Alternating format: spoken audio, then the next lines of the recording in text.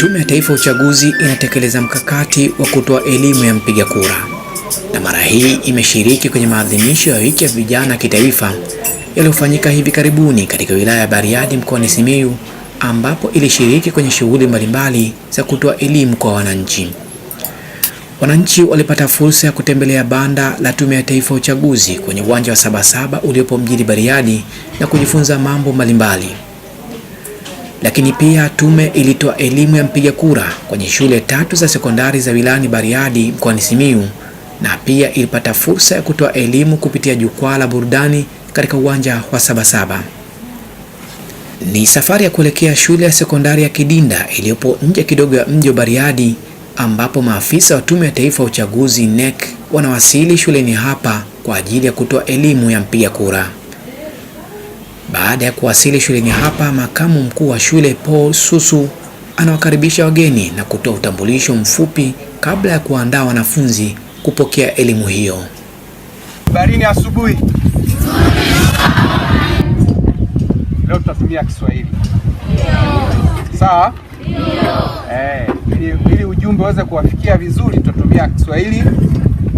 Mbele yenu kuna wageni na hisi wanajieleza kwa mabango na nembo walizonazo, si ndio hivyo?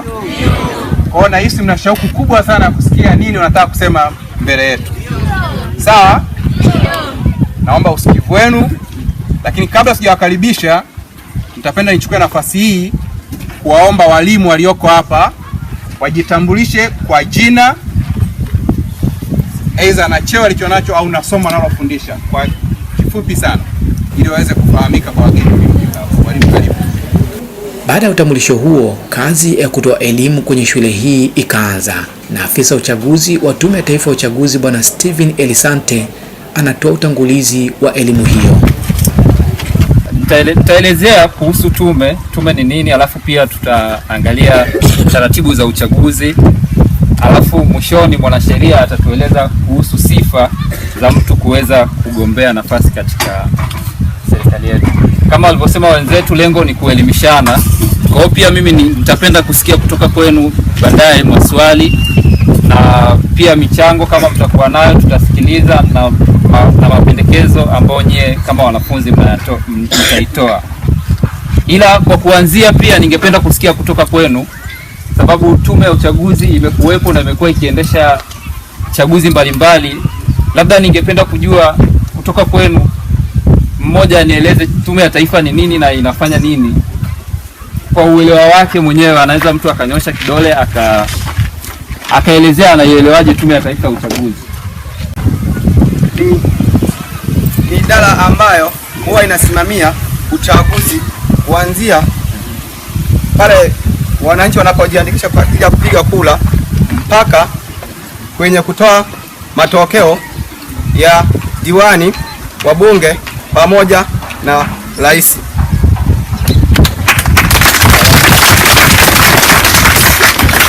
Kweli kabisa, Tume ya Taifa ya Uchaguzi inasimamia na kuratibu uchaguzi wa rais, wabunge.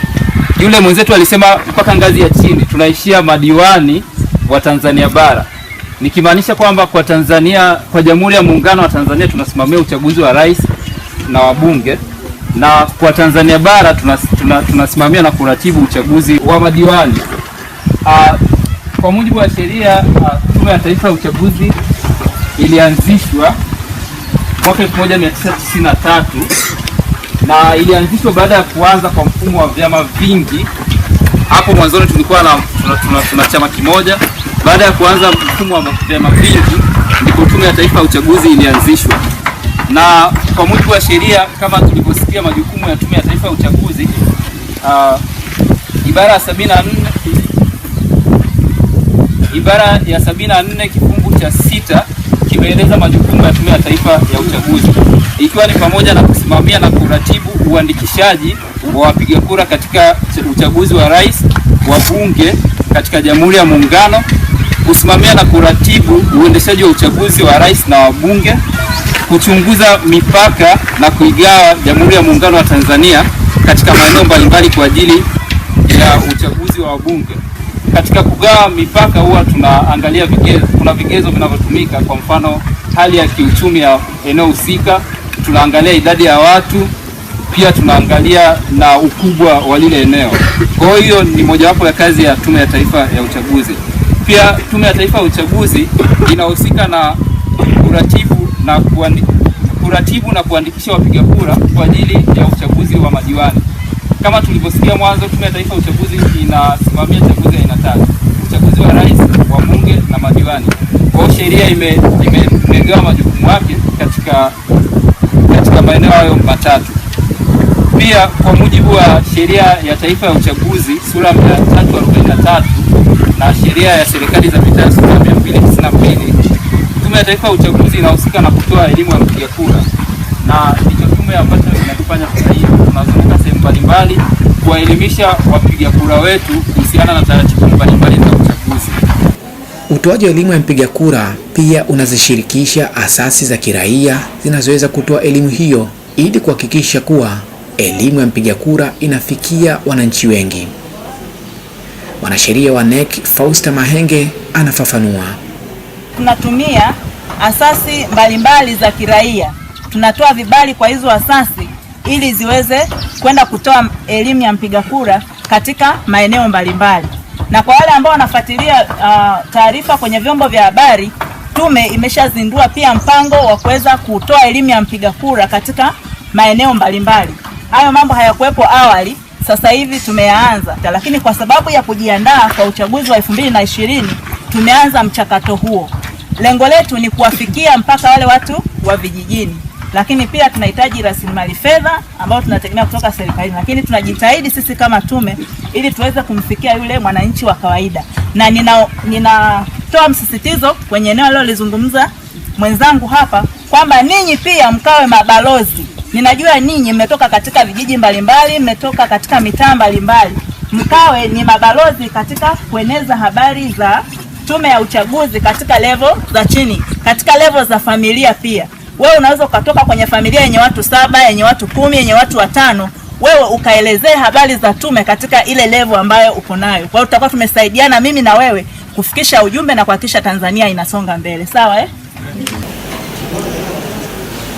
Baada ya uwasilishaji wa elimu hiyo, wanafunzi wakapata nafasi ya kuuliza maswali, ambapo mwanasheria Fausta Mahenge anatoa majibu ya maswali hayo, ikiwemo kueleza utaratibu wa kutangaza matokeo ya uchaguzi kwenye vituo na utaratibu wa kupinga matokeo kwa mgombea ambaye hajaridhika na matokeo. Shinda A akatangazwa B, basi yule ambaye alistahili kushinda atafungua kesi mahakamani na ataeleza kwamba mimi ndo nilistahili kushinda, na atatoa vielelezo vyake mahakamani na wataweza kubatilisha matokeo. Lakini pia endapo kuna baadhi ya taratibu za kiuchaguzi ambazo zilikiukwa na zikapelekea kuharibu mchakato wa uchaguzi, basi mahakama itaangalia na inaweza kubatilisha matokeo. Hizo ni baadhi ya au kama mgombea ambaye amepitishwa hakuwa na sifa za kuteuliwa kusimama kama mgombea, ikaja kugundulika baadaye kwamba hakuwa na sifa au aliteuliwa bila kuwa na sifa, basi mahakama itabatilisha matokeo hayo baada ya uchaguzi kupita. Kuna maswali mengine hapa nimeyapokea kwenye karatasi hapa. Anasema, je, ni halali mgombea achukuliwe hatua za sheria endapo hatotimiza ahadi alizoziahidi labda kwa raia? Unaweza ukamwajibisha huyu mgombea kama hajatekeleza ahadi kipindi anapokuwa madarakani, lakini adhabu mnayoweza kutoa kama wapiga kura ni kuhakikisha huyo mgombea hamchagui tena. Labda katiba inayopendekezwa ikipita inaweza ikawa na vipengele ambavyo vinazungumzia kumwajibisha bunge au kama ni diwani au kama ni rais ambaye hakutekeleza ahadi ambazo aliziahidi kwenye kampeni. Lakini kwa jinsi ilivyo kwa sasa, hakuna kifungu kinachotoa mamlaka ya kumwajibisha zaidi ya kutokuchagua kwenye uchaguzi ujao. Wanafunzi wanazungumziaje elimu hii? Kwa jina naitwa Goodluck Thomas, mwanafunzi wa kidato cha 4 katika shule ya sekondari Kidinda. Nina kila sababu ya kusema nashukuru na nina furaha kubwa sana kutokana na maafisa wetu wa Tume ya Taifa ya Uchaguzi kuja kutupatia elimu, hususan katika mambo na masuala ya Tume ya Uchaguzi ya Taifa. Lakini pia naomba niseme kwamba nimeweza kufahamu mambo mengi, hususan ni jinsi gani tunawapata viongozi wetu walio bora katika serikali kupitia nyadhifa zao na kupitia mamlaka mbalimbali wanazopewa, na kupitia pia ni vigezo gani wanavyoweza kuvipitia ili waweze kuwa viongozi. Nimeweza kufahamu ni vigezo vipi anavyotakiwa kuwa navyo rais, mbunge, diwani na viongozi wengine. Niwasihi vijana walioko majumbani, wanafunzi wenzangu, kupitia hii wiki ya vijana na washa mbalimbali zinazoendeshwa na maafisa wetu, tujitokeze kupiga kura, kwani kura ndio mustakabali wa maisha yako. Tukijiungana wote kama Watanzania tutaweza kufanya kitu kizuri, na hususan katika masuala ya uongozi. Nimejifunza kupiga kura, najiandaa kuwa kiongozi bora wa taifa langu. Kwa jina naitwa Angel Kiruru Mwangulilo, nasoma kidato cha 3. Nimenufaika na elimu hii kwa mambo mbalimbali. Tunashukuru sana kwa kutufikia hapa, kwa sababu mmetueleza faida mbalimbali kuhusu na elimu ya uchaguzi au tume ya uchaguzi. Kwa jina naitwa Ngara Magoma, mwanafunzi wa kidato cha 4 kutoka shule ya sekondari Kidinda. Napenda kutoa shukrani za dhati kwa ujio wa tume ya uchaguzi hapa shuleni kwetu, kwa sababu hakika tumeweza kuwa na uelewa wa kutosha juu ya elimu ya mpiga kura na haki ya kuchagua. Tunaamini kwamba Tume ya Taifa ya Uchaguzi inaweza kutupatia elimu hii ili tuweze kuwa maajenti wazuri, tuweze kuifikisha kwenye jamii tunakotoka. Maana sisi tunatoka maeneo ambayo tunaamini hata tume ya uchaguzi haiwezi kufika. Ila tunawaahidi kwamba tutakuwa walimu wazuri kwenye jamii yetu na kuweza kuhakikisha kwamba elimu hii inaweza kuleta matunda mazuri katika jamii yetu. Ni maswali mengi sana yameweza kuulizwa na wanafunzi na pia tumeweza kupata majibu yake, hivyo tumeamini kuwa jambo usiojua ni sawa na usiku wa giza. Hatukujua mengi, ila kwa sasa tumejua mengi. Tunawaombea pia elimu hii iendelee kusambaa kwenye mashule mengine ili siku zijazo Tanzania yote iweze kupata elimu ya mpiga kura. Baada ya kuhitimisha utoaji elimu ya mpiga kura katika shule ya sekondari ya Kidinda, maafisa wa Tume ya Taifa ya Uchaguzi wakafunga safari kuelekea shule ya sekondari ya Bariadi iliyopo Bariadi mjini. Wimbo wa taifa unaimbwa ikiwa ni ishara ya kuanza rasmi kwa utoaji wa elimu ya mpiga kura katika shule hii.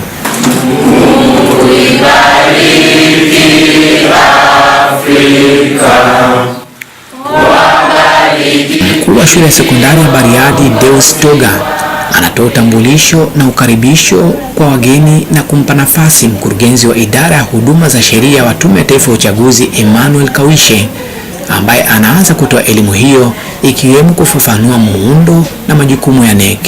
Nianze kwa kusema kwamba Tume ya Taifa ya Uchaguzi ndio taasisi iliyopewa mamlaka kikatiba na kisheria ya kusimamia na kuendesha chaguzi zote, na pia imepewa jukumu la kutoa elimu ya mpiga kura.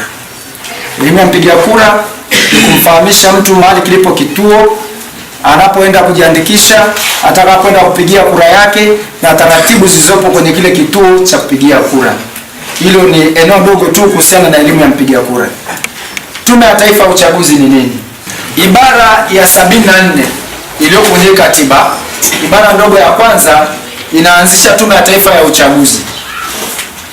Ili pate mamlaka, lazima kuwe na kitu kinachoianzisha hiyo tume.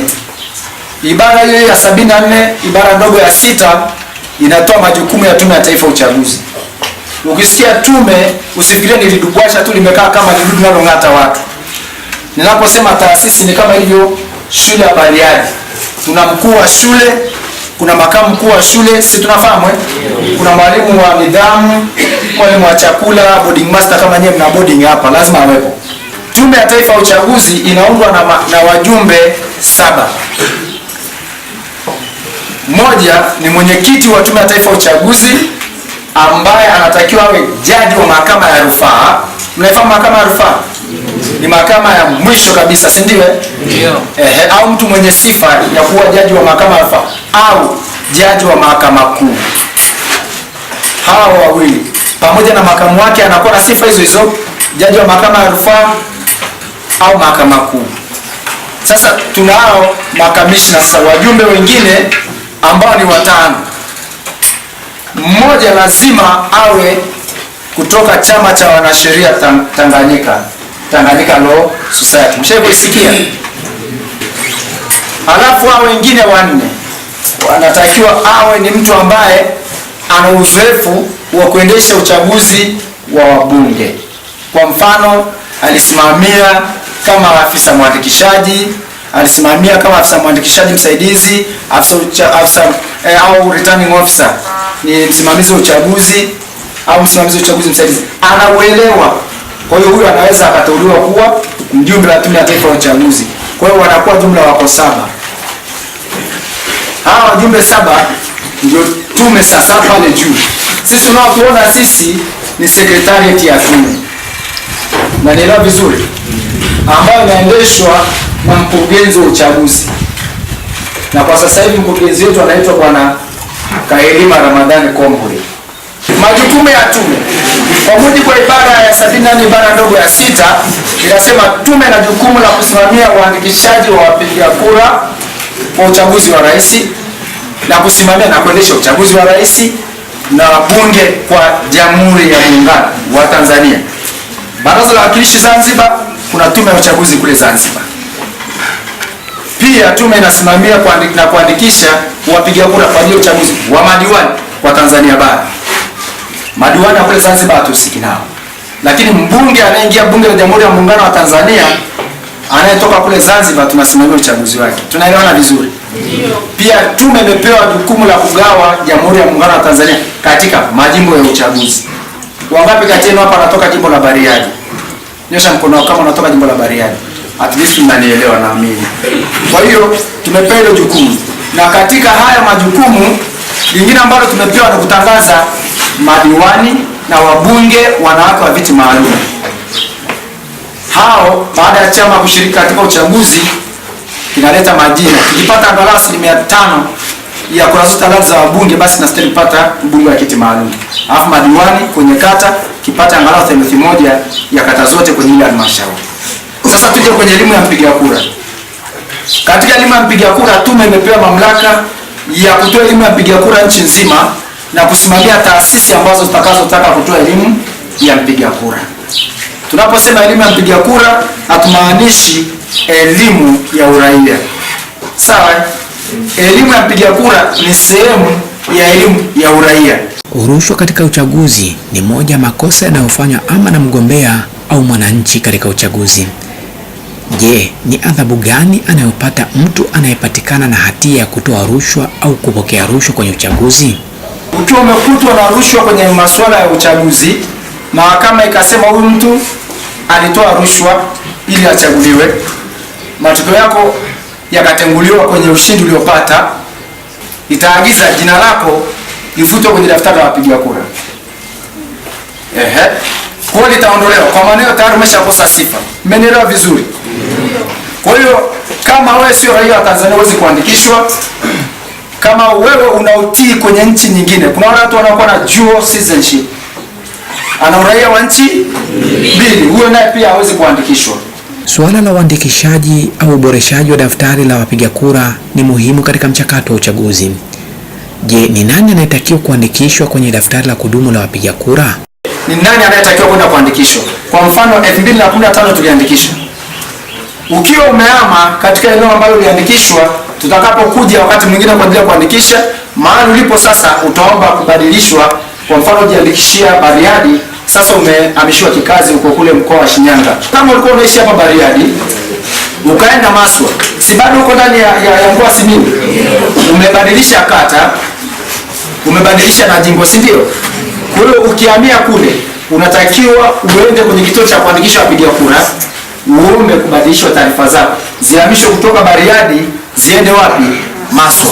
Tunaelewana? Hilo linafanyika nini? Wakati wa uboreshaji na uandikishaji. Ikiwa mimi nilijiandikisha nikiwa hapa Bariadi mjini 2015, 2017-18 tume inaandikisha. Je, nina sababu ya kujiandikisha tena? Hapana, kwa sababu niko pale pale na kitambulisho changu ni valid, kinastahili kutumika, si ndio jamani? Kwa hiyo endapo umehama eneo lilokuwepo, itakapokuja uandikishaji, kama nyewe mliojiandikisha mkiwa hapa labda sasa hivi umerudi nyumbani kwenu ni Mwanza, nyumbani kwenu ni Shinyanga, tutakapokuja kwenye uboreshaji unaruhusiwa kuhamisha taarifa zako.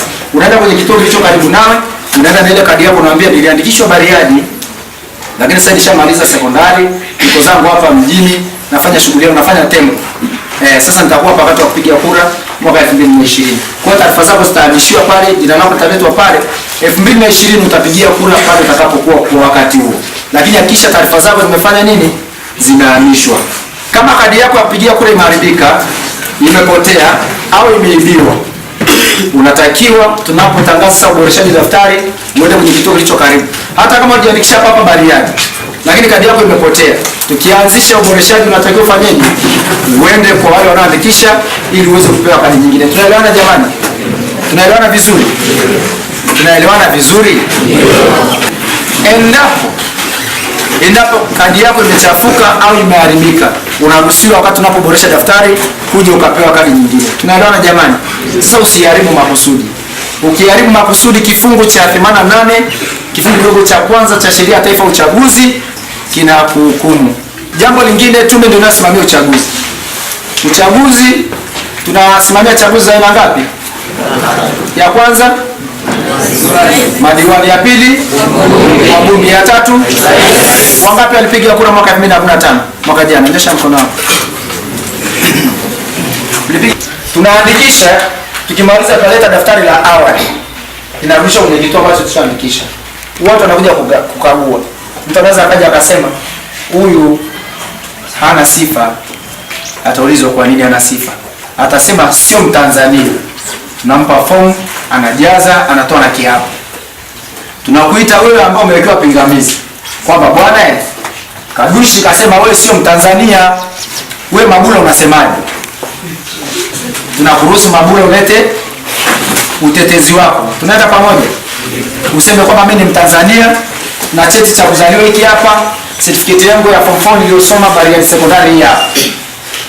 Utajitetea. Msimamizi wa uchaguzi ambaye ni mkurugenzi wa halmashauri wakati anakuwa ni afisa mwandikishaji, atasikiliza. Akiona kweli wewe sio raia, haijalishi umesoma hapa Bariadi, inawezekana umeibia tu sasa ukafanikiwa. Sio kuibia darasani, yani uliibia kuingia hapa kusoma. Kwa hiyo atakachofanya, ataagiza jina lako lifutwe kwenye daftari. Utaondolewa. Una kadi lakini jina liko kwenye daftari. Mnasikiliza vizuri? Mnaelewa vizuri? Kwa hiyo kama hujaridhika, unaruhusiwa kukata rufaa mahakama ya wilaya. Na mahakama ya wilaya itakusikiliza. Ukishinda hiyo rufaa, mahakama itaamuru jina lako lirudishwe kwenye daftari. Ukishindwa, itaendelea kusema jina liendelee kuondolewa. Hapa anaeleza utaratibu wa kupiga kura na jinsi ya kumsaidia mtu asiyeweza kupiga kura. Kwa hiyo unapokuja kwenye kituo cha kupigia kura, lazima jina lako liwe humu. Unaweza ukawa na kadi ya kupigia kura lakini usiruhusiwe kupiga kura kama jina lako halimo humu. Sasa nizungumze kwa kifupi sana kuhusu kupiga kura ili niwaruhusu muulize maswali, si ndio? Kabla tunayotumisha. Ni nani anayeruhusiwa kupiga kura? Ni lazima uandikishwe kama mpiga kura, uwe na kadi ya kupigia kura na jina lako liwe kwenye kituo ambacho umeandikishwa. Unapoingia katika kituo cha kupigia kura, ukiangalia hapa ni mfano wa karatasi ya kura. Mliopigia kura 2015 bila shaka mliona, si ndio? Hii ndio karatasi yetu, lakini inakuwa ni karatasi ya rangi, sio black and white kama hii. Hii ni kwa ajili tu ya mafunzo. Sasa jamani, kwa ajili ya kutolea elimu ya mpiga kura. Sasa hii hapa utaweka vema kwa yule unayemtaka. Endapo umechukua karatasi ya uchaguzi wa rais ukaweka kwenye sanduku la diwani, wakati wa kuhesabu kura itatolewa alafu itapelekwa kwenye sanduku la diwani. Kwa hiyo haijaharibika. Mmenielewa vizuri? Sasa wanakuja watu ambao hawawezi kupiga kura. Sheria inawaruhusu. Kama ni kipofu, unaruhusiwa kuchukua mtu wa nyumbani kwako uje naye akusaidie kupiga kura, unayemwamini. Kama huyo mtu anajua kusoma alama za nukta nundu, hii hapa inaitwa tactile ballot folder. Hii ina vinundunundu.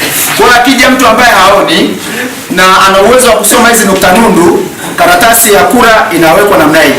Unaona imefiti kwenye kila kieneo. Yeye akigusa hapa anajua hii ni LDC.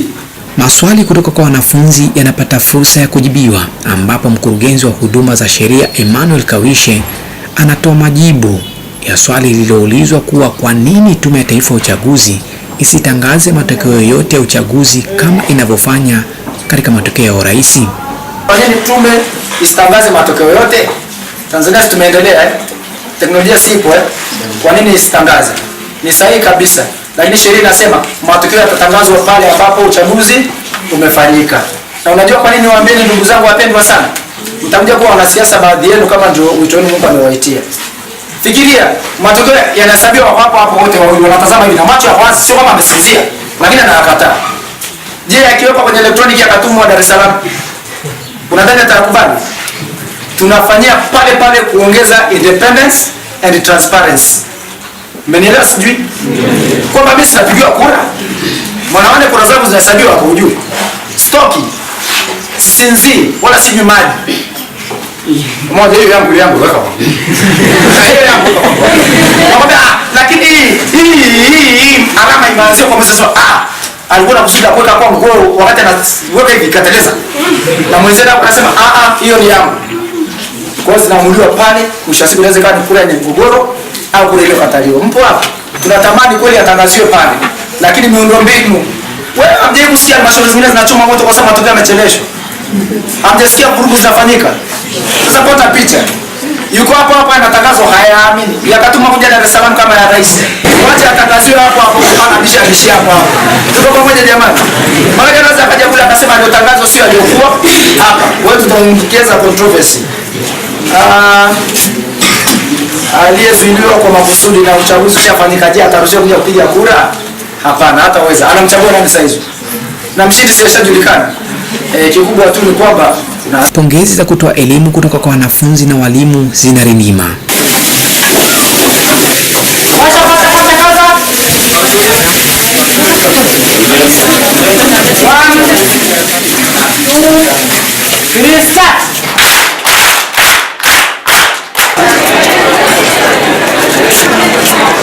Baada ya kuhitimisha utoaji elimu kwenye shule hii ya sekondari ya Bariadi, maafisa wa tume wanapata nafasi ya kutoa elimu kupitia jukwaa lililopo kwenye uwanja wa Sabasaba mjini Bariadi, ambapo wanafunzi waliulizwa maswali na kuyajibu na waliopatia walipata zawadi mbalimbali. Swali la kwanza, niambie dira ya Tume ya Taifa ya Uchaguzi. Dira ya Tume ya Taifa ya Uchaguzi. Ya Tume ya Uchaguzi. Nani anajua? Jo. Haraka panda pisheni. Hapa pita hapa. Chombo chenye uwezo wa kuimarisha demokrasia ya kweli, chaguzi huru, haki ya kuaminika. Mpige makofi. Ukizingatia tume inazingatia demokrasia katika kuendesha shughuli za uchaguzi. Naomba nitajie maadili japo matatu tu yanayosimamiwa na Tume ya Taifa ya Uchaguzi. Maadili matatu tu yanayosimamiwa na Tume ya Uchaguzi. Maadili matatu. Kuna uwajibikaji, uweledi na uwazi. Maadili yako 6. Yapo 6. Huyu kataja matatu, usirudie yale kule. Usivue shati utaona kuna ushirikishwaji, kutokupendelea na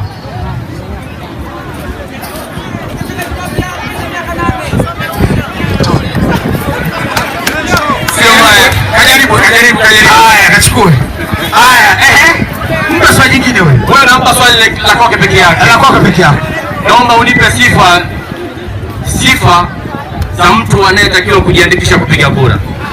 Sifa za mtu anayetakiwa kupiga kura. Awe raia wa nchi anayoishi, awe ametimiza umri wa miaka 18 na kuendelea. Mpigeni makofi jamani. Swali lingine hilo. Naomba nitajie sifa za mgombea wa nafasi ya mbunge na diwani. Mbunge na diwani. Sifa. Tanzania. Nani? Huyu hapo ndio. Asha tayari. Tunachelewa sasa basi. Haya. Mwingine sema sifa nyingine hapo ingetaja. Kama ametimiza miaka 40. Miaka 40? Hapana, awe mwazi, asiwe mla rushwa. Awe mwazi, sio mla rushwa. Ipo hivyo. Nina kaketi. Awe na umri wa miaka kuanzia 21 na kuendelea. 21 na kuendelea. Sawa. Kuanzia 23. Mbona miaka tu banabadilisha sasa hivi bana, wewe miaka. Wewe ni raia wa Tanzania. Raia wa Tanzania. Hawa nizaliwa katika Jamhuri ya Muungano wa Tanzania. Mbona lile jingine? Sasa ngoja nimuongezee swali tumalize. Nipe sifa anazotakiwa kuwa nazo mgombea wa urais wa Jamhuri ya Muungano wa Tanzania. Miaka 40 na kuendelea. Utoaji elimu ya mpiga kura katika maadhimisho ya wiki ya vijana kitaifa mkoani Simiyu umetoa fursa kwa wananchi kushiriki katika matukio mbalimbali na kupata elimu hiyo juu ya haki na wajibu wa mpiga kura katika kushiriki kikamilifu katika uchaguzi. Elimu ya mpiga kura ni ufunguo wa uchaguzi wa kidemokrasia.